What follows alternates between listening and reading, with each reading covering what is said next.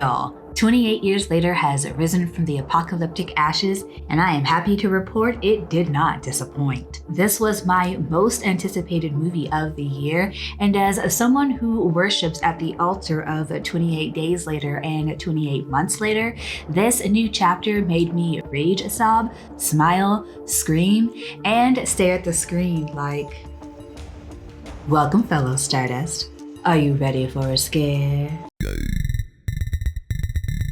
Thank you for joining me today, Stardust. My name is Jeray, aka Rainbow Fright, and I am so excited to talk about this new installment. Right out the gate, this movie doesn't waste any time. Much like 28 Weeks Later, which kicked off with that heart-shattering moment of Dawn abandoning his wife, 28 Years Later starts with pure, unrelenting chaos. We're talking maximum panic, maximum stakes. And while it may not be as emotional as that gut punch from Weeks, it sets the tone right. After 2 decades, they had to come out swinging, and they did. Now, let's talk world building, because the lore is rich. We all thought the story would pick up in Paris after a week's closing scene, but nope. Plot twist. The UK has been fully quarantined, totally forgotten by the rest of the world.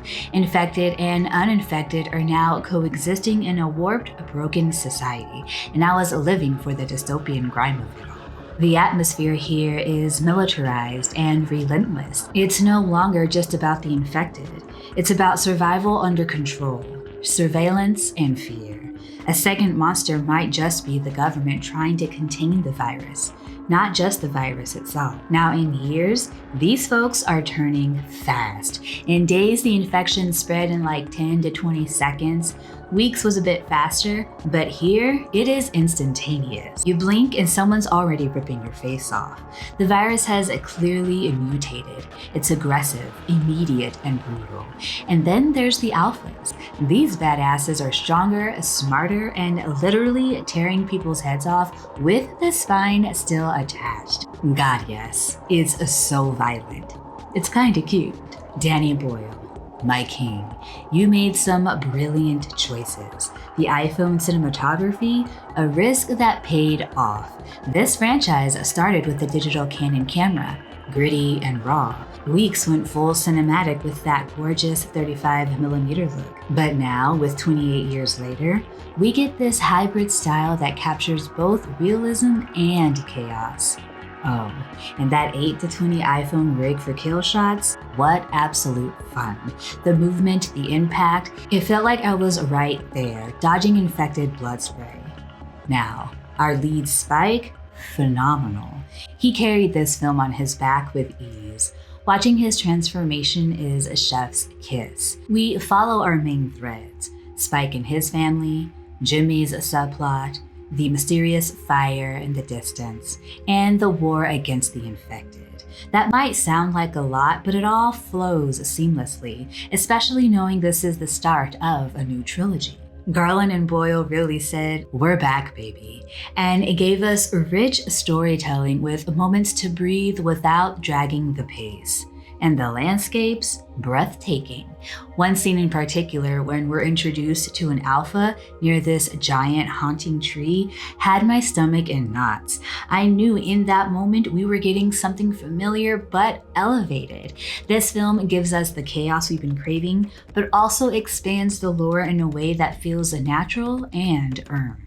Boots playing over visuals of militarized order and relentless marching was perfection. A clear nod to dystopian control and collective trauma. Now, you know I cried. Of course I cried. This franchise is secretly one of the most emotional horror sagas out there. All 3 films tackle family, humanity, and moral choice under pressure. And here, the emotional punch comes through once again. These movies never just rely on blood and gore. They rip your heart out too, and I love them for that. Now, is it perfect? Not quite. There are a few things that didn't quite track for me. Like an infected giving birth to a non-infected baby. I don't know. I would have loved to see a zombie baby. Also, that infected mama was too calm during labor. Like, ma'am, you're supposed to be raging, not nesting. Another thing was an issue with the low tide thing. Can't really go into that too much without spoiling it, but why didn't things happen when the tide was low? And lastly, the absence of the theme song in The House in a Heartbeat was such a sad moment for me. I sat there the whole movie waiting for that haunting buildup, that slow burn guitar riff to kick in, and instead, we got a wannabe version tossed in at the end like a sad little breadcrumb.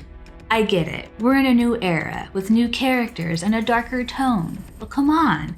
Throw us a bone. Pun intended. Even just a taste of it in the first film would have hit so hard and tied everything together in a way only that track can. Honestly, it's enough to dock half a skull. Maybe we'll hear it in the next one. Fingers crossed.